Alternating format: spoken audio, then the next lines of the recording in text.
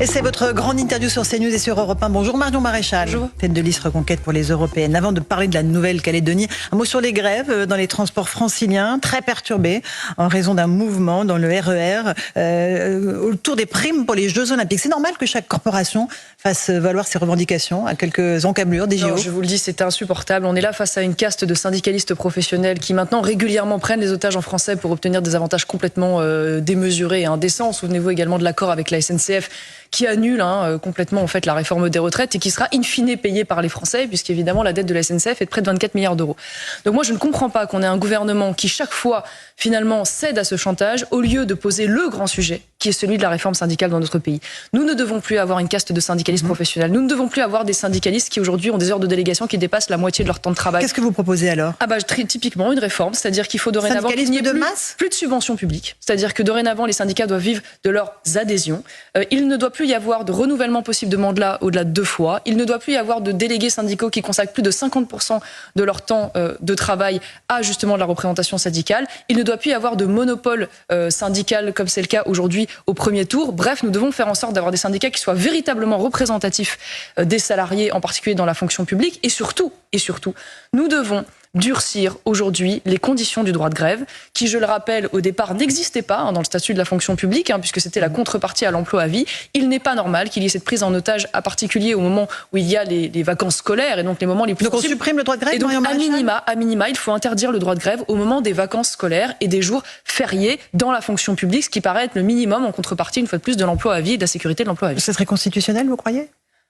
Moi je pense que c'est tout à fait possible. Encore faut-il s'en donner les moyens, puisqu'une fois de plus, dans le statut de la fonction publique tel qu'il a existé, au départ, ce droit de grève n'existait pas. Il a fini par être acquis. Aujourd'hui, finalement, dans le statut de la fonction publique, on a gardé tous les avantages en ayant finalement annulé tous les devoirs qui incombaient en parallèle de ces avantages. Donc je pense qu'il faut rééquilibrer ce statut et en particulier, une fois de plus, arrêter de mettre ça dans les mains de syndicats professionnels, disons-le, de gauche, voire d'extrême gauche, qui cherchent à chaque fois à faire la poche des Français et donc nous font vivre un enfer. La Nouvelle-Calédonie, toujours aucune issue à la crise sécuritaire et politique pour l'instant dans l'archipel. Est-ce qu'il existe aujourd'hui pour vous une autre solution que le report de la réforme électorale pour que les violences s'arrêtent ? Moi je suis contre le report de la réforme électorale. Je considère que faire cela, c'est capituler devant les casseurs, devant les émeutiers, devant les violents. Je le rappelle, il y a eu 3 référendums qui ont été organisés alors même que 40 000 Français ont été interdits de voter pendant plus de 30 ans, justement pour ne pas défavoriser le vote indépendantiste des Kanaks. Malgré ça, par 3 fois, les Calédoniens ont fait savoir leur volonté d'être Français. Il est temps que le cirque s'arrête. Maintenant, c'est le retour de l'autorité de l'État, de la loi de la République. Il ne doit pas y avoir de perspective de nouveaux référendums, puisqu'une fois de plus, c'est laisser la possibilité aux indépendantistes de maintenir la pression, le chantage, la violence. Ça, c'est pour le Rassemblement national, on en parlera dans un instant. Mais vous êtes d'accord avec Emmanuel Macron qui dit il faut d'abord rétablir l'ordre et ensuite on verra. Oui, le problème d'Emmanuel Macron, si vous voulez, c'est qu'il a fait 2 erreurs. La première erreur, c'est qu'il y a eu un terrible manque d'anticipation. Parce que les tensions telles qu'elles s'expriment aujourd'hui à leur paroxysme, en réalité, existent depuis maintenant des mois et des mois, avec des menaces particulièrement explicites de ces organisations indépendantistes, qui d'ailleurs, rappelons-le quand même, sont aussi soutenues par des ingérences étrangères. On parle notamment de l'Azerbaïdjan, on parle de la Chine, qui manifestement veulent utiliser ces organisations comme levier de déstabilisation de la France. C'était pas le bon moment pour cette réforme, territoire. Il n'y a pas eu d'anticipation. Mais c'était pas le bon moment. Et deuxièmement, il y a un problème d'effectifs. Non, c'est pas une question de moment. Une fois de plus, les 3 référendums ont eu lieu, donc ce dégel, il devait pouvoir advenir quel que soit le moment. Maintenant, il y a un problème d'effectifs. Ça veut dire que là, on a envoyé un peu plus de 1000 agents supplémentaires sur un territoire qui est déjà en grande difficulté, avec des forces de l'ordre sur place qui sont complètement épuisées. Donc on voit bien que la réponse, si vous voulez, en termes d'effectifs, n'est pas à la hauteur. Moi, je vous le dis, très sincèrement, si on constate qu'aujourd'hui, il y a une difficulté à ramener l'ordre et la sécurité pour les Français, parce qu'il faut savoir de quoi on parle de familles avec des enfants qui sont barricadés chez eux, qui n'ont plus accès aux médecins, aux soins, à l'alimentation, qui sont terrorisés parce qu'il y a aujourd'hui des bandes ultra-violentes qui détruisent tout sur leur passage, qui se baladent avec des armes et qui menacent l'intégrité physique des Français pacifiques, quelle que soit d'ailleurs l'origine, quand même disons-le. Si l'État n'est pas en capacité, avec les effectifs qu'il envoie aujourd'hui, d'apporter une réponse, il faut se poser la question de l'activation de l'état de siège en Nouvelle-Calédonie, c'est-à-dire l'article 36 de la Constitution qui prévoit, en cas d'insurrection armée, ce qui est le cas en Nouvelle-Calédonie, nous sommes au bord de la guerre civile, quand on regarde aujourd'hui ces témoignages, qui sont d'ailleurs une guerre civile sur fond, disons-le, non seulement de haine anti-française, mais de racisme anti-blanc décomplexé. Il faut être capable de se donner les moyens de passer d'une sécurité civile à une sécurité militaire, et donc donner les moyens à notre armée de pouvoir ramener l'ordre et le calme durablement sur ce territoire. Ça changerait quoi l'état de siège? Les militaires sont déjà déployés sur place, ils protègent les bâtiments publics parce que les policiers et les gendarmes sont épuisés. Oui, mais ça leur donne les compétences du maintien de l'ordre. Voilà. Donc ça soulage une fois de plus nos forces de sécurité civile, ça permet également des dispositifs dérogatoires sur le plan judiciaire, ça facilite à la fois les interpellations et les gardes à vue des profils les plus dangereux. Bref, c'est des moyens supplémentaires, si vous voulez, donnés sur le plan militaire pour pouvoir apporter une réponse rapide, parce que là, la réponse se fait attendre. On a des militaires qui protègent les infrastructures, mais beaucoup de nos compatriotes là-bas se sentent délaissés. Ça veut dire que les familles, les foyers, eux, ne sont pas protégés. D'où le fait qu'ils s'organisent de manière un peu chaotique, en groupe, pas d'ailleurs toujours armés, contrairement à ce qu'on dit, non pas en milice aussi, comme je l'ai entendu, soi-disant pour effrayer les Kanaks, mais simplement pour protéger leur vie et leur famille, parce qu'ils voient bien que l'État, aujourd'hui, n'est pas en capacité de les protéger. Objectivement, c'est une situation inadmissible. Marion Maréchal, vous demandez l'état de siège aujourd'hui en Nouvelle-Calédonie. Je demande de se poser la question si la situation... Est-ce que ce n'est pas une escalade? Est-ce que ça nous amènerait pas à un point de non-retour qui fait que les populations ne pourraient plus vivre ensemble sur place? Ah non, je crois justement que ce serait le retour du calme et de la paix, parce que rappelons-le, il y a aujourd'hui une majorité des Calédoniens qui sont des Calédoniens pacifiques.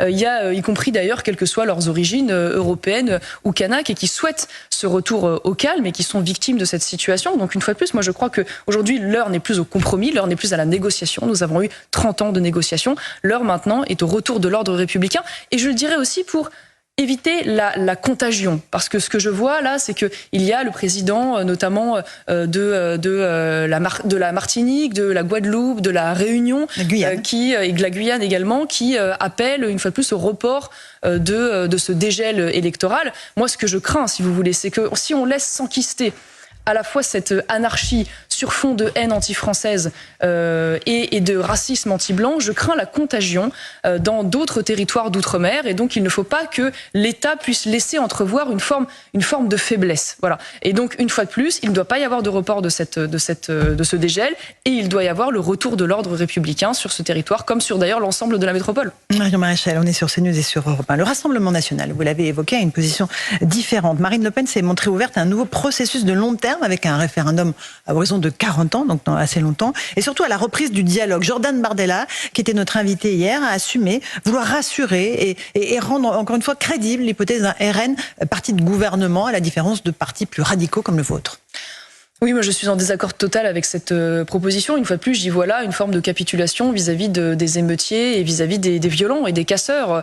C'est une forme de chantage qui est fait. Disons-le d'ailleurs, moi je ne vois aucune revendication politique dans le fait de piller et brûler. Vous savez, c'était le même phénomène au moment de l'affaire Naël, où on expliquait que les jeunes dans les banlieues allaient soi-disant voler des baskets et des télés parce que c'était une manière de venger la mémoire de Naël. Et quand on les interrogeait, d'ailleurs, ils savaient même pas qui était Naël et de quoi on parlait. Non, moi je vois là des bandes finalement de délinquants et de criminels qui profitent du chaos et de l'anarchie pour laisser s'exprimer leurs pulsions violentes et leur haine de la France et des Blancs, disons-le clairement. Et donc c'est ça aujourd'hui, une fois de plus, le sujet. On a tendance à avoir une lecture extrêmement, si je peux dire, ethnique de ce conflit, mais là il ne s'agit pas uniquement de la question de l'indépendance. En réalité, il y a aujourd'hui des Kanaks qui sont opposés à l'indépendance. Ils représentent 41% de la population. Avec ce gel électoral, oui, tout à fait. Avec ce gel électoral, s'il n'y avait que des Européens qui étaient pour le maintien de la Nouvelle-Calédonie dans la France, vous comprenez bien qu'il n'y aurait pas eu de victoire. Donc une fois de plus, il ne faut pas avoir une lecture uniquement ethnique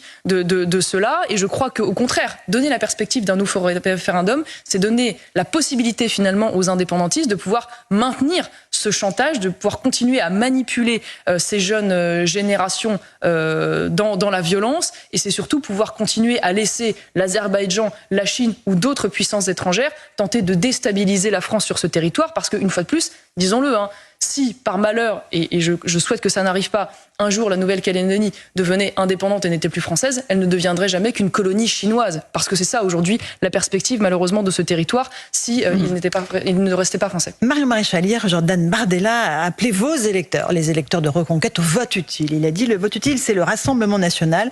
Marion Maréchal a fait le choix de quitter le Rassemblement national. Elle est politiquement dans une impasse. Pourquoi neutraliser 5% des voix patriotes alors que le RN est un vote utile. Que lui répondez-vous ce matin? Oui, Jordan Bardella fait comme tous les candidats. Il appelle les électeurs du camp d'en face à le rejoindre. Jamais, en revanche, il n'a tenté de faire vivre l'union des droites, que j'appelle de mes voeux. Il a refusé au moment des élections législatives, il l'a refusé au début des élections européennes, il l'a refusé lorsqu'on a voulu proposer un référendum d'initiative populaire sur l'immigration. Bon, c'est son choix, très bien, mais il faut à un moment donné entendre qu'il y a aujourd'hui, c'est le dernier sondage, au moins 8% des Français qui ne souhaitent pas voter Rassemblement National. Dans les intentions de vote. Exactement, qui font le choix de Reconquête parce qu'ils considèrent aujourd'hui que Reconquête répond davantage à leurs aspirations, notamment sur les questions économiques, sur les sujets dits de société, comme par exemple la GPA, dans la lutte contre la propagande wokiste, contre l'activisme LGBT, dans la lutte face à l'assistanat, qui considèrent aujourd'hui, ce que ne considère pas le Rassemblement National, qu'il y a un choc de civilisation avec la civilisation islamique sur le sol français. Bref, que Reconquête a des singularités qui justifient aujourd'hui son existence et la nécessité qu'il soit représenté au Parlement européen. Et enfin... Mais le vote utile, c'est un peu ça le danger pour vous. Mais si vous voulez... qu'au dernier moment, les électeurs se disent qui pourra vraiment peser? C'est le RN. Mais de quoi parle-t-on dans le vote utile? Justement, parlons de peser. Vous savez, le Rassemblement National est arrivé premier en 2014 et premier en 2019. Cela n'a pas changé une virgule de la politique européenne pour une raison simple, c'est qu'ils sont de fait aujourd'hui dans un groupe marginalisé au Parlement européen, isolé. À l'inverse, les LR, eux, font partie de la majorité d'Ursula von der Leyen avec les socialistes et avec les macronistes. Donc aujourd'hui, finalement, le seul parti de droite en France qui a à la fois la volonté d'agir, mais aussi la capacité d'agir, c'est Reconquête. Parce que nous faisons partie... Avec 8% des intentions de vote. Oui, tout à fait, parce que nous faisons partie au niveau européen, parce que c'est ça l'enjeu. Vous savez, c'est battre Emmanuel Macron au Parlement européen. Nous faisons partie du seul groupe qui peut non seulement battre le groupe d'Emmanuel Macron au Parlement européen, avec nos alliés conservateurs, oui, c'est ça. mais aussi renverser la majorité pour la faire basculer à droite et sortir Ursula von der Leyen. Et donc, une fois de plus, si les Français veulent pouvoir participer à cette grande recomposition politique au Parlement européen, qui peut advenir pour la première fois aux élections européennes, eh bien, ils ont plutôt intérêt à donner de la force à Reconquête. Vous comprenez pourquoi Marine Le Pen s'est rendue à Madrid ce week-end pour soutenir le parti Vox, un parti qui est votre allié à Bruxelles. On n'y comprend plus grand-chose, en fait, dans ces alliances. Je ne suis pas surprise parce que vous savez, dans les différents partis, chaque parti a aussi des relations interpersonnelles avec parfois des partis d'autres groupes. C'est le cas en l'occurrence des Espagnols que je connais particulièrement bien également. Maintenant, pour être simple, moi mon objectif demain c'est de défendre les intérêts de la France et des Français au Parlement européen. Pour ce faire, il est évident qu'au-delà de nos alliés conservateurs et de notre groupe, l'objectif c'est de pouvoir travailler avec d'autres groupes, dont celui d'ailleurs du Rassemblement National, pour pouvoir construire des minorités de blocage ou des majorités de projets. Une fois de plus, je vous ai dit tout à l'heure que je défendais l'union des droites, c'est évidemment aussi pour la faire vivre au niveau du Parlement européen. Vous avez souligné vos différences, il y a beaucoup de points communs entre votre programme et celui du Rassemblement National, notamment sur l'immigration, instaurer une double frontière française-européenne, restreindre la libre circulation dans l'espace Schengen, supprimer les subventions publiques aux ONG, faire pression sur les pays d'origine. On a l'impression que c'est le même discours. Exactement le même discours, à la virgule près. À ceci près, je ne vous le cache pas, que je découvre, y compris dans la bouche de Jordan Bardella, des mesures qu'il ne défendait pas il y a encore quelques semaines après qu'on ait laissé paraître notre programme. Par exemple, la conditionnalité des aides aux pays d'origine pour l'aide au développement sous couvert qu'ils reprennent leurs clandestins que nous ne souhaitons pas garder ici. Bon, qu'importe, à la limite, tant mieux si nous sommes une source d'inspiration, j'en suis très heureuse. Maintenant, évidemment qu'il y a des points communs, c'est tout à fait logique. Il y a aussi des divergences et des différences, notamment au niveau européen. Par exemple, nous sommes très soucieux de la question de la démographie, qui pour nous est un défi continental, puisque aujourd'hui, vous le savez, depuis 2022, il y a plus de migrants qui rentrent sur le sol européen que d'enfants qui naissent sur le sol européen. Et donc, si nous voulons éviter l'immigration de remplacement, nous devons faire des enfants. Et c'est là où nous considérons que, par exemple, l'Union européenne pourrait déduire une grande partie des politiques familiales des pays du déficit des États pour ne pas qu'ils rentrent dans la fameuse règle des 3%, ce qui m'apparaîtrait la moindre des choses, puisque les politiques familiales, ce sont d'abord des dépenses d'investissement. Il y a aussi beaucoup de questions concernant la sécurité. On a parlé de la Nouvelle-Calédonie. Il y a aussi ces deux agents pénitentiaires qui sont morts dans l'Eure la semaine dernière lors de l'évasion sanglante d'un détenu, Mohamed Amra. Un hommage sera rendu par Emmanuel Macron demain. Est-ce qu'il faut un choc d'autorité dans notre pays, Marion Maréchal ? Oui, indéniablement, mais surtout il faut faire le bilan d'une triple faillite sur cette affaire. La première faillite, c'est d'abord celle de l'autorité judiciaire, avec un profil qui, le rappelons quand même, entre 11 et 14 ans, a été poursuivi 19 fois. Et 19 fois sans condamnation. Exactement, sans condamnation. Donc évidemment, un jeune délinquant qui n'a jamais rencontré face à lui l'autorité de l'État, et donc ça finit avec des profils extrêmement dangereux. La deuxième faillite, c'est celle de la mise en danger de nos agents pénitentiaires. Moi, j'ai été sur le terrain dans les blocages, j'ai vu des hommes décrire des conditions de matériel, d'effectifs, de véhicules complètement inadaptés qui sont hallucinantes, avec des transferts qui sont parfois de nuit vers les hôpitaux non armés. Donc une fois de plus, il faut savoir où va l'argent public, certainement pas en l'occurrence à à cette profession. Et puis la troisième faillite, c'est celle du narcotrafic, puisque nous sommes là face à un fugitif narcotrafiquant. Disons quand même une chose scandaleuse, lorsque les magistrats de Marseille ont témoigné en expliquant qu'il y avait une situation extrêmement grave sur le narcotrafic. La bataille était quasiment perdue. Exactement. Eh bien, qu'a fait le ministre de la Justice? Au lieu d'en tirer les conclusions et de mettre en place, par exemple, comme nous le défendons, le modèle des lois anti-mafia à l'italienne, eh bien, il est allé à Marseille, il a réprimandé ses magistrats et il leur a demandé de se taire. Voilà aujourd'hui quelle a été la réponse de l'État. Donc répondons sur ces trois faillites et nous aurons peut-être, je l'espère, une chance de pouvoir changer les choses. À propos de Mohamed Amra, vous dites qu'il faut le retrouver mort ou vif, Marion Maréchal. Oui. Donc on ne se soucie pas de l'état de droit en réalité. C'est très simple. Qu'est-ce que j'ai voulu dire par là? C'est très simple. C'est comme sur l'affaire Kouachi, c'est-à-dire que si nos forces de l'ordre, et je le souhaite, retrouvent cet individu dangereux et qu'il y a un refus d'obtempérer de leur part et qu'il y a le moindre risque que nos forces de l'ordre soient mises en danger face à des hommes armés, eh bien je souhaite qu'ils n'hésitent pas à tirer, voilà, et qu'il n'ait aucune hésitation, parce que trop souvent nos forces de l'ordre, du fait aujourd'hui de la politique du pas de vague, du fait de l'inversion des valeurs, craignent de tirer et donc se mettent en danger, et il y a trop de victimes, trop de blessés, trop de morts de ce côté-là. J'ai une dernière question, Marion Maréchal, concernant la Cour pénale internationale. Le procureur de cette Cour pénale internationale a demandé un mandat d'arrêt contre Benjamin Netanyahou et aussi contre les dirigeants du Hamas qui sont envoyés dos à dos. Le président américain dénonce cette décision scandaleuse. La France, en revanche, soutient la CPI, son indépendance, la lutte contre l'impunité dans toutes les situations à travers un comité du Quai d'Orsay. Est-ce que c'est un scandale de Oui, le parallèle est une honte. Voilà, faire un parallèle aujourd'hui entre les dirigeants israéliens et le Hamas, qui est une organisation terroriste islamiste qui a des ramifications partout et qui menace d'ailleurs, y compris la France, par des actes terroristes, n'a aucun sens. Et moi, je réfute totalement d'ailleurs ce qui est insinué à travers cette poursuite, à savoir qu'il y aurait un génocide à Gaza. Je ne crois pas du tout cela. S'il y avait eu un génocide, il n'y aura pas d'évacuation des populations, il n'y aurait pas de livraison de matériel humanitaire, il n'y aurait pas évidemment d'attaques ciblées pour détruire spécifiquement le Hamas. Donc je suis en désaccord. La position de la France vous étonne? Écoutez, non, elle ne m'étonne pas. Je pense qu'il y a derrière cela des calculs électoralistes en pleine européenne.